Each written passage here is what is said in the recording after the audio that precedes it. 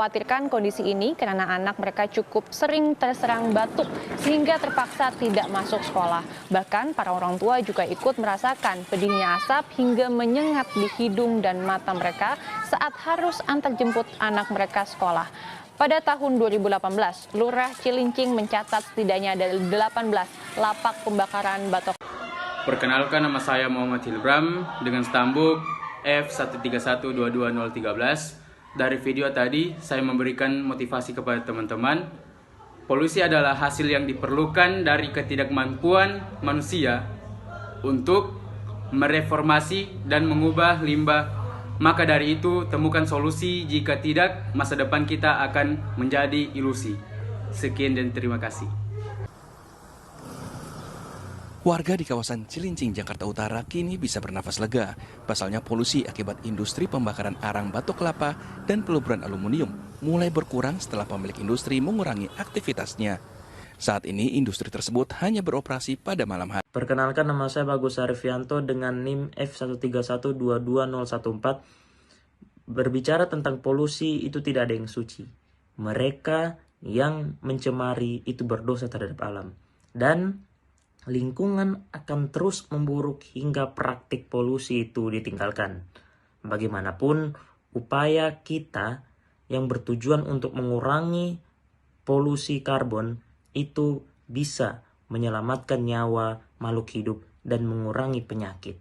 Stasiun pemantau kualitas udara milik Kementerian Lingkungan Hidup dan Kehutanan serta situs AQR, buruknya kualitas udara di Jabodetabek terjadi hampir merata.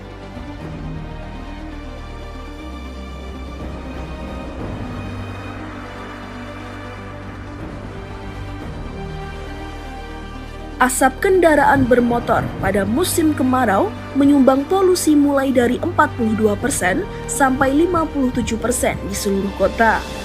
Sumber lain di musim kemarau yang turut menyumbang polusi berasal dari pembakaran terbuka, debu jalan, partikel tanah tersuspensi, dan aerosol sekunder.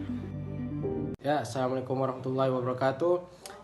Perkenalkan, nama saya Muhammad Aludin Ma'arif dengan stambuk F13122023. Saya di sini akan memberikan sedikit motivasi, yaitu pencemaran lingkungan bukan hanya pengkhianatan umat manusia terhadap kemanusiaan, tetapi juga pengkhianatan bagi semua makhluk hidup lainnya di bumi.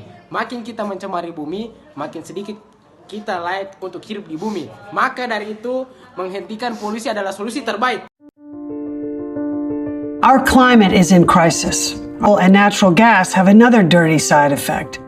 Chemicals that show up in the air we breathe and the water we drink.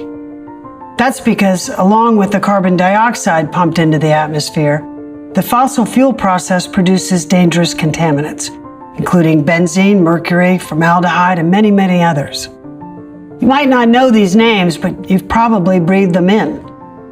These pollutants put entire communities at greater risk of lung cancer and other respiratory diseases.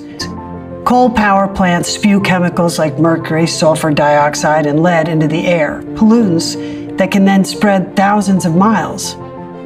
Gasoline-burning vehicles around the world emit exhaust, leading to increases in asthma and cancer. Extracting natural gas, known as fracking, involves pumping dangerous chemicals like benzene directly into the earth. Ketika bumi sakit dan tercemar, kesehatan manusia menjadi hal yang tidak mungkin. Satu-satunya solusi untuk polusi adalah revolusi manusia.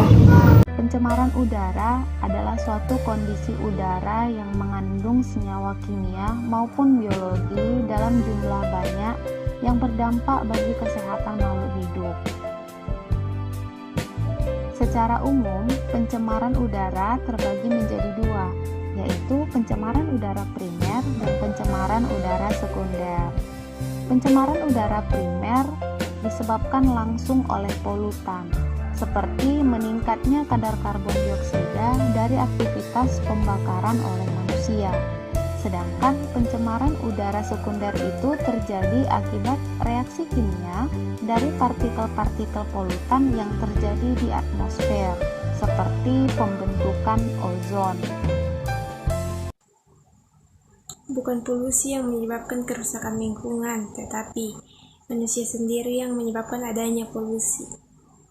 Di Indonesia, kebakaran hutan hampir terjadi setiap tahun, terutama pada musim kemarau.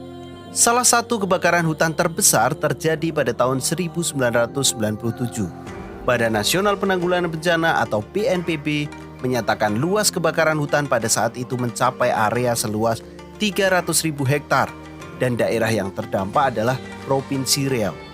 Insiden yang terjadi di Riau berdampak pada berbagai sektor kehidupan, seperti gangguan kehidupan sehari-hari masyarakat, gangguan transportasi, kerusakan ekologis, penurunan pariwisata, dampak politik, ekonomi, dan terutama masalah kesehatan. Kalau penyebab aktivitas manusia itu banyak, seperti asap pabrik, asap kendaraan bermotor, pembakaran sampah, dan juga asap rokok. Makanya jangan kaget. Hai guys, saya di sini akan memberikan motivasi untuk pencemaran udara akibat asap industri.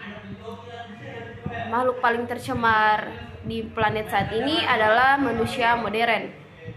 Kenapa begitu? Kita sebagai manusia yang tinggal di bumi saat ini, kita harus menjaga tempat tinggal kita agar tetap bersih, tidak tercemar oleh pencemaran pabrik, asap dari pabrik. Sekian, terima kasih.